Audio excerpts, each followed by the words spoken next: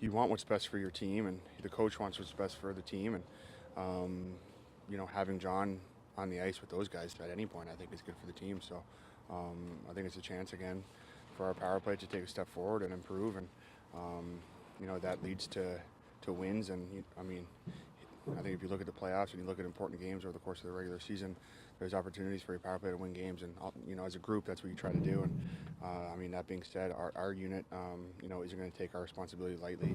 We understand that, we're going to have to contribute and score and create momentum, and so that's not something that we're going to lose sight of. We know very well what it looks like with Morgan there. We've got a huge sample of that, so something we can go to at any time.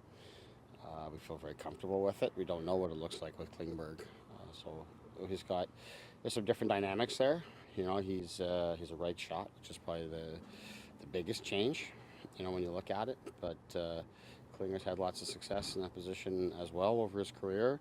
So we just want to use this as an opportunity to help Klinger get comfortable, and there's no better way to do that than to be with our best people, and then just get a good sample of what it looks like with him in that position, and then get to make some decisions as the preseason moves along in terms of how we'll start the regular season. But it's important to have options. I think the power plays were generally at an all-time high in terms of efficiency last season, and a lot of penalty killing coaches will be tightening up this offseason, and they'll make adjustments, and you want to continue to grow that way. With the new coach coming in, it's a chance to add some different looks.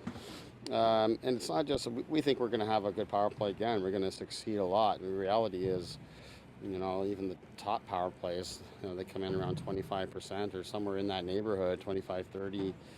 So you're failing a lot.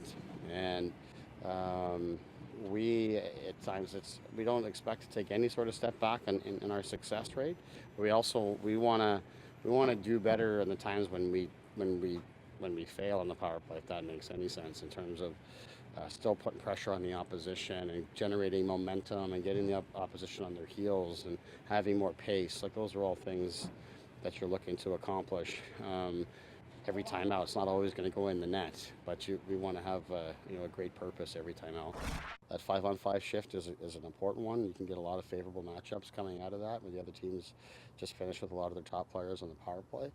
And then, of course, Austin's excels at 5-on-5. So if you're going to use him on the penalty kill, he's going to play less at 5-on-5 as a result. So that's all stuff to manage for me with both Austin and William, and even Mitch, for that matter, as we think we can increase our depth and options with the rest of our forward group.